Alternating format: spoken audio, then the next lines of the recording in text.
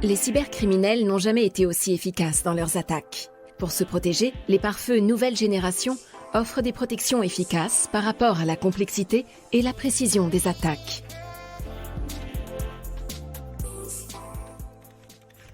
Philippe se cala en arrière sur sa chaise de bureau en regardant son écran.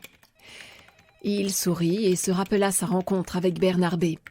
Il y a quelques semaines, ce dernier lui avait confié ses inquiétudes, car la réponse de son fournisseur d'accès concernant sa sécurité Internet avec la box fournie ne l'avait pas du tout convaincu.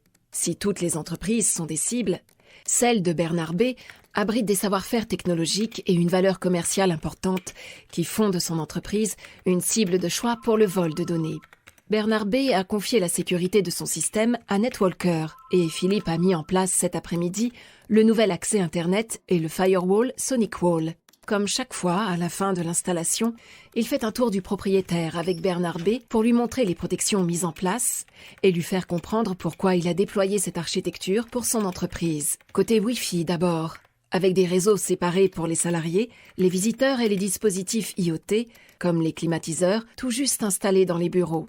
Côté réseau filaire ensuite, avec une segmentation en plusieurs réseaux pour maximiser la sécurité. Il passe ensuite rapidement sur les services de sécurité activés.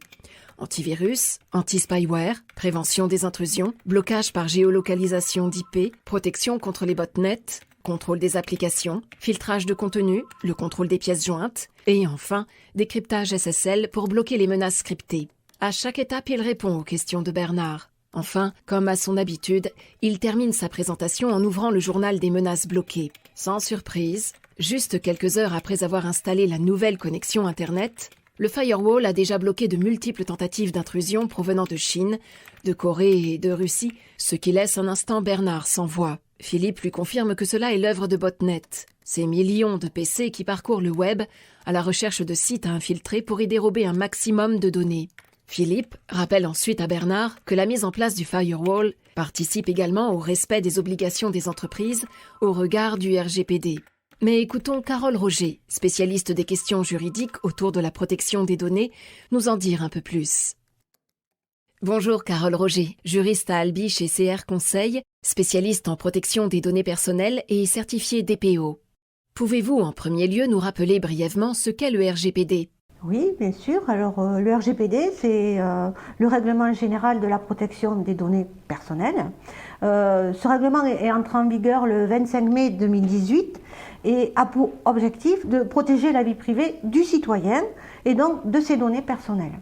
Donc, toutes les entreprises sont concernées. Oui, tout à fait, mais je dirais plus que ça, puisque ce sont toutes les structures qui sont concernées, notamment le monde associatif. Et si je précise, entreprises privées et entreprises du secteur public. Pouvez-vous nous dire quels sont les risques en cas de négligence ? Alors tout d'abord, oui, les risques financiers, avec des sanctions qui peuvent s'élever jusqu'à 4% du chiffre d'affaires, mais aussi une perte de crédibilité et d'image, avec aussi un risque de délation de la part des salariés et des concurrents. La mise en place d'un firewall est-elle suffisante pour être en conformité avec le RGPD ? Alors oui, c'est une condition impérative, mais pas suffisante.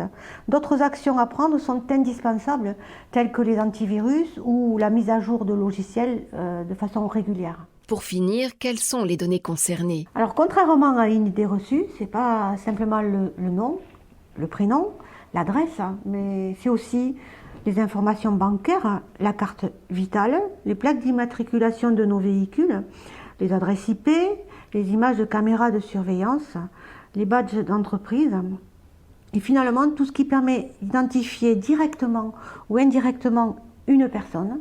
On parle de recoupement d'informations. Merci Carole. Les données à protéger sont donc multiples. Et heureusement, les outils de protection informatique comme les firewalls, les antivirus et d'autres encore sont là pour les sécuriser.